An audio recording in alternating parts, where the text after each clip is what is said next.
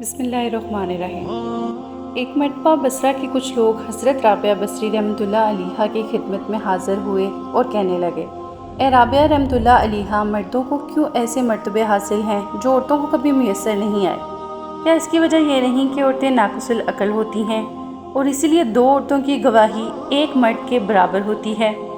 دوسرے یہ کہ مرتبہ نبوت پر اللہ تعالیٰ نے ہمیشہ مردوں کو ہی فائز کیا ہے۔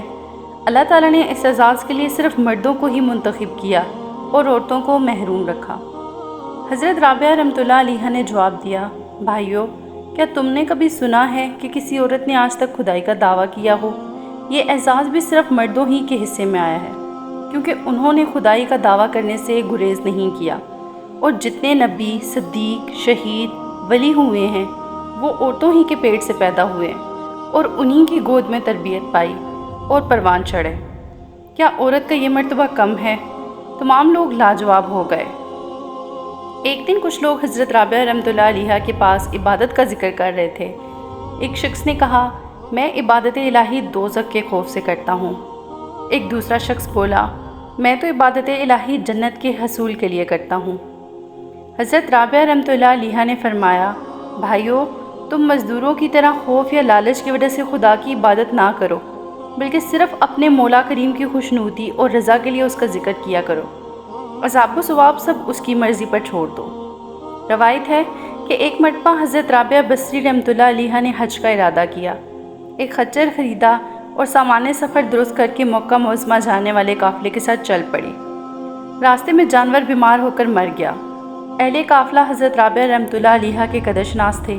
انہوں نے ان سے عرض کی کہ آپ کوئی فکر نہ کریں، ہم آپ کا سامان لا دیں گے اور آپ کو بھی سوار کر لیں گے۔ حضرت رابعہ بصری رحمۃ اللہ علیہا نے ان کا شکریہ ادا کیا اور کہا، آپ لوگ جائیں، میری وجہ سے پریشان نہ ہوں۔ قافلے والوں نے بہت اصرار کیا لیکن رابعہ نہ مانی۔ ناچارہ وہ آگے روانہ ہو گئے۔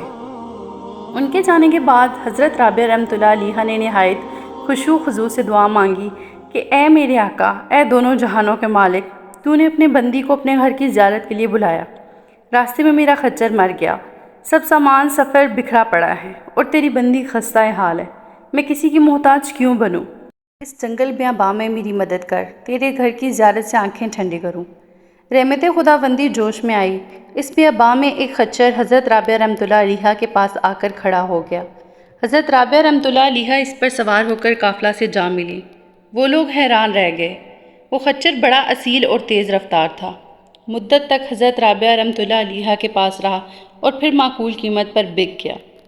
بیان کیا جاتا ہے کہ حضرت رابعہ بصری رحمۃ اللہ علیہا ہمیشہ شب بیدار تھیں اور 400 رکعت نماز ادا کرتی، پھر صبح کو نماز پڑھ کر تھکاوٹ دور کرنے کے لیے کچھ دیر جا نماز پر بیٹھ جاتی، ذرا آنکھ لگتے ہی پھر اٹھ کھڑی ہوتی اور نفس کو بہت لعنت ملامت کرتی کہ تو کب تک غفلت میں پڑا رہے گا، موت ہر وقت تیرے سر پر کھڑی ہے۔ اس کے بعد پھر ذکر الہی میں مشغول ہو جاتی۔